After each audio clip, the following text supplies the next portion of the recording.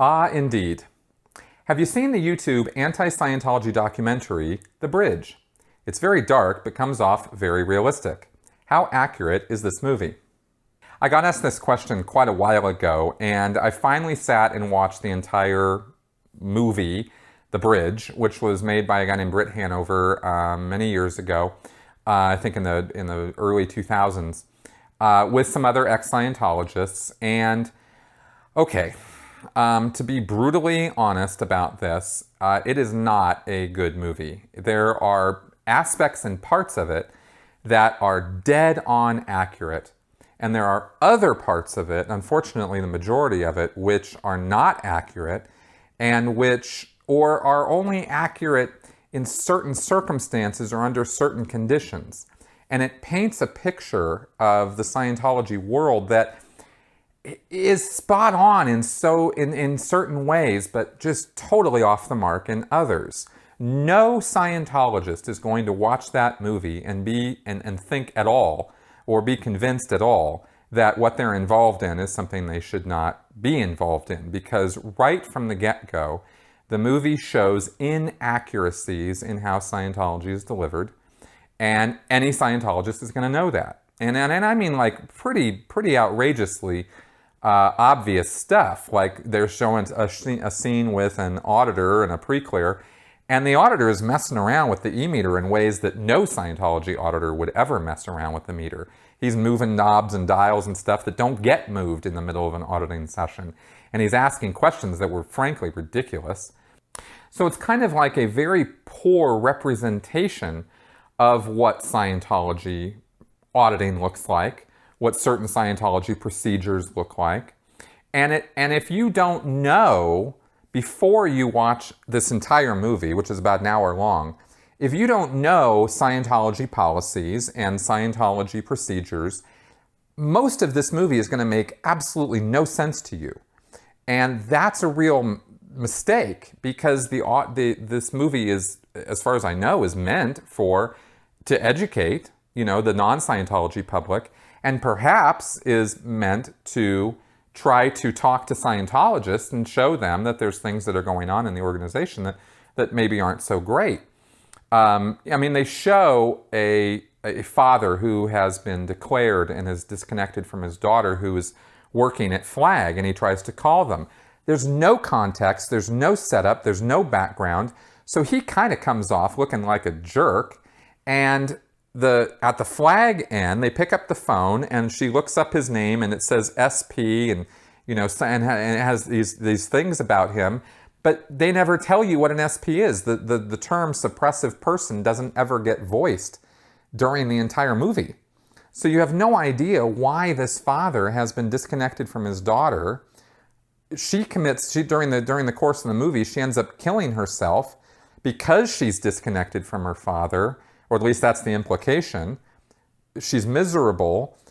It doesn't make sense, right? Because when Scientologists disconnect from family members at the behest of the church, they generally tell themselves a whole bunch of lies as to why they're doing the disconnection, and are generally not, maybe deep down they're not so happy about it, but they'll never express that to other Scientologists, right? And they'll put on a happy face and they'll think very, very happy thoughts about the whole thing. None of that is shown. Everybody in this movie is absolutely miserable. And if you think that's how Scientologists act and look and what they tell themselves, dead wrong, right? Absolutely not. If anything, it's the opposite, where Scientologists are in sort of a pretend euphoria all the time.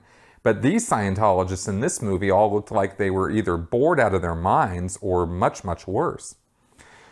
Okay. Almost every technical procedure that was shown as far as the auditing, there were 2 instances where an auditing action was shown, where a clay demonstration was shown, and where a sec check was shown. Every one of those was absolutely flubbed. Totally wrong. And any Scientologist who watches this movie is going to see that, and they're going to go, well, that's not right. And the second that you show a Scientologist something about Scientology that they know isn't right, boom, you lost them. They are completely turned off to whatever it is you're trying to say or do, because they know you don't know what you're talking about, because they know what Scientology is. So if you're going to go dogma on them and you're going to start talking, about their practices and what's wrong with their practices, you better know what you're talking about, right? Which is one reason why non-Scientologists, family members and friends should not engage with Scientologists about the technology of Scientology or the specific methodologies and stuff of Scientology. You're not in a position of authority or an education to talk to them about it, right? So this movie got it really wrong on those points, and I was just quite surprised at how wrong they were. What it got right, and I mean just nailed, was the Office of Special Affairs. Okay, this father is disconnected from the daughter. The daughter commits suicide. Now, you don't know why he's disconnected. You don't know what's going on with that. But the OSA guy calls the executive director, the head of the Memphis church where this father is located, and tells him, you need to call the dad and tell him, hey, we're all heartbroken about your daughter dying, but you know what? She didn't want you at the funeral, so you don't get to go to the funeral. Now, that's a phone call I would never want to make. But that is a phone call that has been made by Scientology. And they show the OSA guy calling the executive director calling the father, and it was perfect. I mean, that was a picture perfect, just nailed it as far as the script of what the executive director would say to that father. And of course, right, piss the father off even more. They also got protesters right, because they showed a couple protesters, Scientology protesters.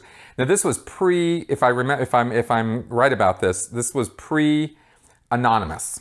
So the protesters that are shown and the way that this executive director goes out and just pounds on them verbally, just gets into this whole verbal fight, starts swearing at them and stuff, nailed it, right? Again, absolutely nailed how Scientology was dealing with protesters. Once Anonymous happened, it changed, and the way that they were instructed to deal with protesters was to ignore them, right? Very loudly ignore them. You do not engage. You do not talk to them. You don't look at them. Nothing. And only very select people within the church are allowed to have anything to do with protesters.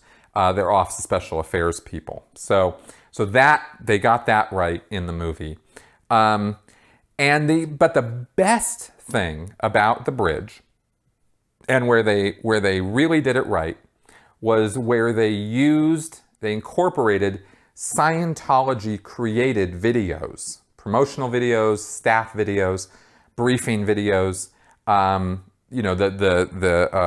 Dianetics introductory film. Like, they incorporated those properties into the storyline of the film. The film opens with a briefing from Ronnie Miscavige, right, who did a briefing to the staff about Scientology dissemination. Then during the course of the film, they show these other properties. And that is when this Bridge film is the most effective at showing you how nutty Scientology actually can be. It lets Scientology speak for itself. And those were the most effective parts. The rest of the parts were depressing, black and white, downtrodden, very, very strange portrayal of Scientologists. Because, and again, some parts dead on, but mostly kind of dark and depressing. And this woman, Diane, who's the main character of the film, is portrayed as a staff member who's getting this really crappy auditing, apparently goes clear during the course of the movie, and then is being, told that she needs to go to flag and go on with the OT levels and stuff. Well, she looks like massively depressed through this entire movie. And I'll tell you right now, if there's one thing Scientologists don't get away with, it's walking around looking depressed.